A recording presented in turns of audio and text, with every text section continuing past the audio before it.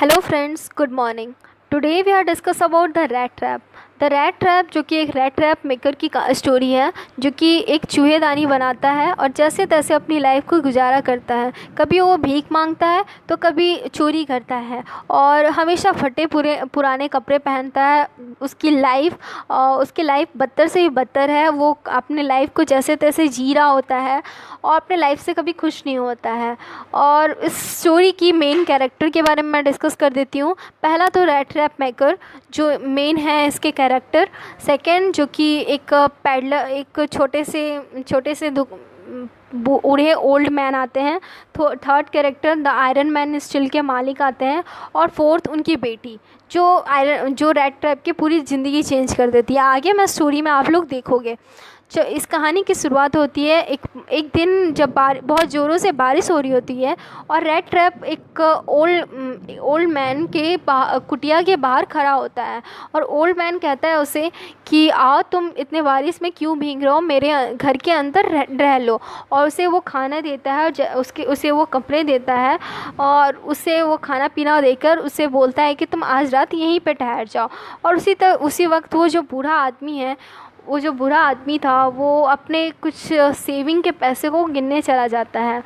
और वो उसके पास 3 गिनीज़ थे। तो वो गिनीज़ वो रोज़ रात को गिना करता था, क्योंकि उसके लाइफ के वो सेविंग्स थे और वो अपने लाइफ के सेविंग को बर्बाद नहीं करना चाहता था। और तभी उस पैसे को गिनते हुए वो रैट ट्रैप देख लेता है। तो एक्चुअली में रैट ट्रैप तो होता है बहुत बड़ा चोर, जिसके कारण उसके मन में लालच की भावना उत्पन्न हो जाती है। और उसी रात उसके 3 गिनीज़ लेकर रैट ट्रैप वहाँ से भाग जाता है। और वो ओल्ड मैन बहुत ज़्यादा दुखी होता है कि पहली बार उसने किसी की हेल्प की।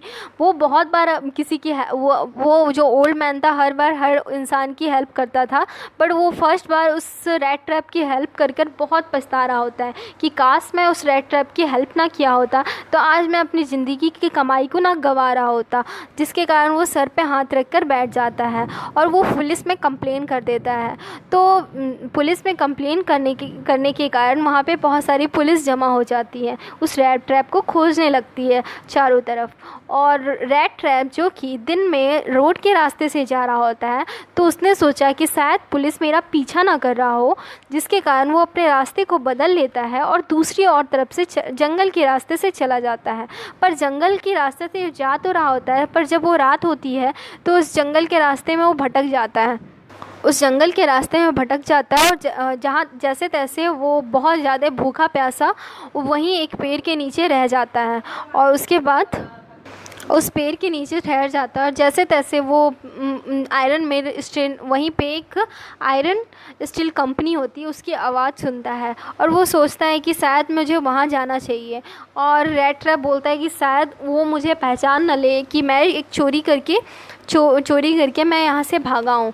तो वो जैसे तैसे वहाँ पहुँचता है। तभी वहाँ के जो कुछ कर्मचारी होते हैं, वो आयरन स्टील के कंपनी के वहाँ के कुछ कर्मचारी होते हैं जो उसकी मदद करते हैं और बोलते हैं कि तुम आज रात यहीं पे रुक जाओ। उसी वक्त वहाँ के मालिक आते हैं और उन्हें ऐसा लगता है कि वो मेरा बिछड़ा हुआ दोस्त है और वो उसकी हेल्प करते हैं कि चलो तुम आज की रात क्रिसमस पार्टी मेरे साथ मनाओ, तुम बहुत अच्छे इंसान हो। वो जो कंपनी के मालिक थे वो ऐसा समझते हैं, पर ऐसा होता नहीं है। और वो उसकी बहुत ज़्यादा हेल्प करते हैं और वो उसे कहते हैं कि चलो तुम मेरे साथ आज की डेट में आज रात पूरी रात मेरे साथ ठहरो।